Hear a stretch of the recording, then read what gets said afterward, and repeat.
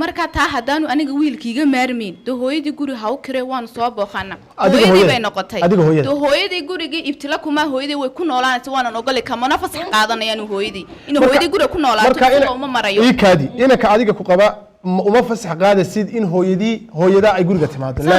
laakiin waxaad rabtaa inuu adiga fasax kaaga qaaday ogolaansho hooyadii ana guriga ka masuula laakiin hooyaday inta doonta ku nool walaalahay baa ku noolaanay isaga fasax ugama qaaday kamana masuul aha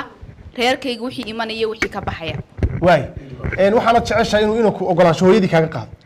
hooyadii walaalkii haduu imanay maxay ku kala duwan yihiin hooyada iyo isaga hooyadii furitaan baa sabab waxa muhiim ah in loo daayo inta guriga mas'uulka ka tahay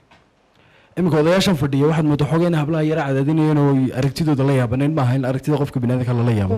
raygu qabo rigiisa loo tixgeliyo haduu ku qalday haduu ku saxsay marka wayn aad rayga la wadaagto marka kii sax uu ku qaadanaysa isaga u taala ajnaatu tahta aqdam al-ummahat bu rasuulku joog ma sha Allah nabiga alayhi salatu wasalaam aga hooyaday buu jannada dhigay laakiin aad gabadhida mu dhigay weydii baad furaysaa soddon haday tagayaan gabadha hooyaday halka ku qaadi la fooy kan jeelo kadin kaga baxaysa dooddaasi wiilasha iyo gabdhaha ay dhex taalo oo muslim baa mise waa gaalo waa muslimiin Soomaali ah nidaamka gurigooda maamula ama guriga ay ku hagaan ama ay isku guursadeen ma shareeca islaam baa mise waa mid gaalo وشريعة الإسلام كوانا ضد مسلمين. ورك واحد ورك. هذا لبدا الجوابات بهاللي. إن يجونا مسلمين قريجا شرعي اللغة السينة وهاك إسلامك. يجونا قريجا ده إن دين إسلام كما مولان. أنت هذا جوابت هاللي جوابت سؤال جوابت ويعدها. guriga hooyadu waa hooyadii guriga aabuhuna waa aabihii guriga mid walbana xuquuq buu leeyahay walahunna mithlu alladhi calayhinna bilmacruuf walilrijaali calayhinna daraja waa aayad qur'aan dumarku xuquuqda ay leeyihiin xuquuqda ay leeyihiin mid la mida lagu leeyahay ninkii xuquuqdu leeyahay mid la miday xaaskiina leedahay ragguse hal darajay la dheer yihiin baa la yidhi oo aan loo sinayn darajadaasi maxay tahay waa darajada qawaamada waa guriga iyo hoggaankiisa waa midda aayadda kale Ilaahay ku sheegay ar-rijaalu قوامون على النساء isaga ay tahay guriga mas'uulka koobaad ka ah isaga ay tahay inay reerkiisa iyo xaaskiisa xataa uu toosiyo marka gurigan ninka mas'uulka ah isaga oday ka ah hooyaduna waa hooyadii guriga wixii arrimay ku saabsan wada tashi wa amruhum shura baynahum laakiin go'aanka gabadhamaysta ayaa leh marka la tashado odayga guriga iska leh laba awoodood oo siman ma aha hadday laba awoodood oo siman noqon lahaayeen waa warka gaalada iyo sharciga gaalada gurigaasi ma dhisnaan karo waa ka Ilaahay quraanka ku sheegay shay kasta oo jira laba awoodood oo siman hadduu ka dhaxeeyo ma jiri karo لو كان فيهما آلهة إلا الله لفسدتا صمدا يقولكني هل إله إنه ليه هو ماموله هل ربي وحاكو تصيا حاجاك سندي اسكو توسندي النظام كي أي ولي الله أركبه كسعدا هل جهة ماموش هذي لوجه يكبد مامول لهايه ويفسادي لهايه صورة قلمة هذا الدولة أما الدولة ده لما مدحوينه اسكو أوود الدولة ما معمولي كران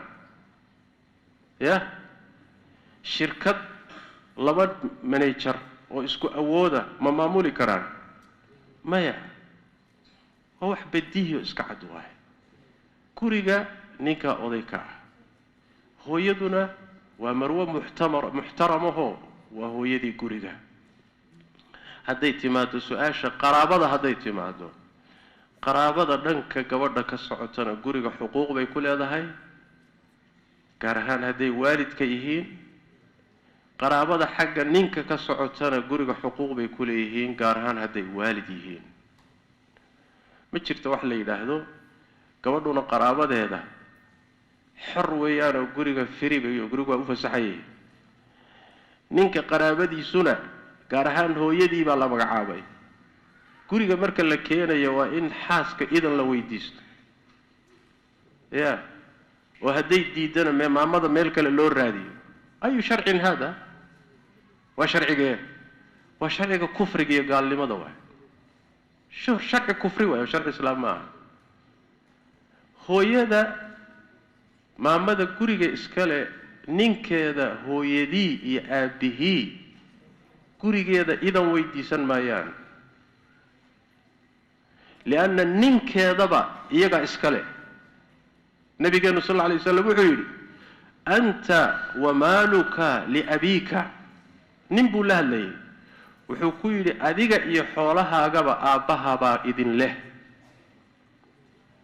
hooyadu waa kasii xaq weyn tahay ya haddiiba ninkaagii la yeeshay oo hooyadii leedahay ya ninkaaga ciddii lahayd see baa guri loogu diidi isagii baaba la yeeshaye waa midda labaadee haddii adiga laf ahaantaada hooyada ah waalidkii ninkan dhalay inta lagu afgaran waayo ay ku yidhaahdaan waryaa middan inama anfacaysee fur waa lagu eryi marka hooyaan guri u diidi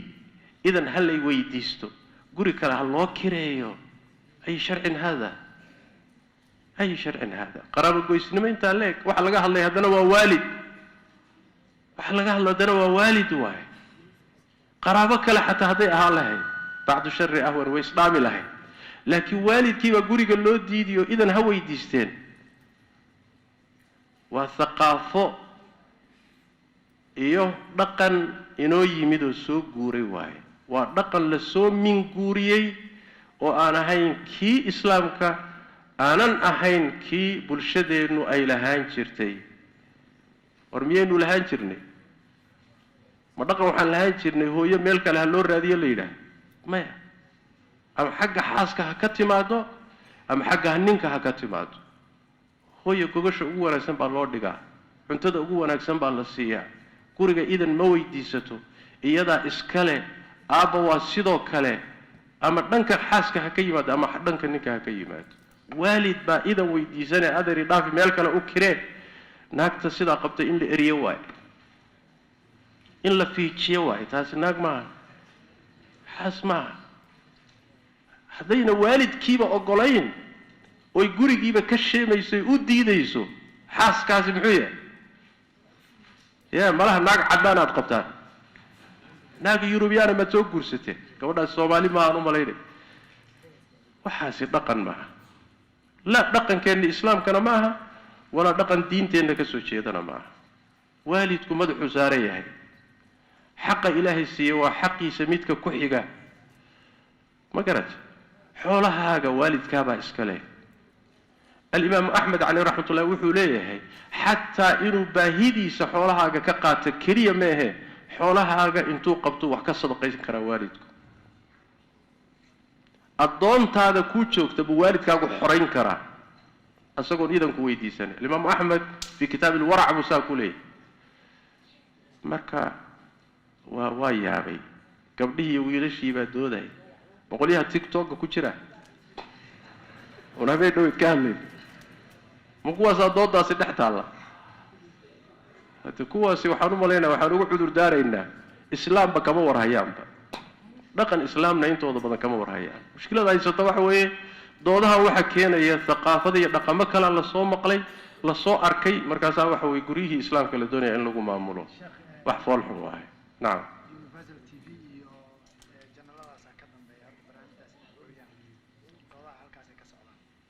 doodahan waa doodo la soo minguurinayo wey telefishin ha ka dambeeyo idaacadi ha ka dambayso wax la soo minguuriyey ummado kale laga soo qaaday oo dood u dhex taalo Soomaa markaas dhalinyaradii muslimka la dhex keeno la yiri doodan ka dooda war maxaan ka doodnaa wax jiraba ma ahe dhaqankanagiina ma aha diintanaduna ma qabto magaalaan nahay markaan ka doodayno hooyo iyo aabbo lama soo dhaweyn kare banaanka hal la geeyo magaalaan nahay mise muslim baan nahay su'aasha illa weydiiyo waa telefishinka waxa keenay umada dhex dhigayna waxa loo baahan in la yiraahdo war magaalaad doodsiinaysaan mise muslim baad doodsiinaysaan aslan ba su'aashaas inay timaadaa khalad ah wallahu a'lam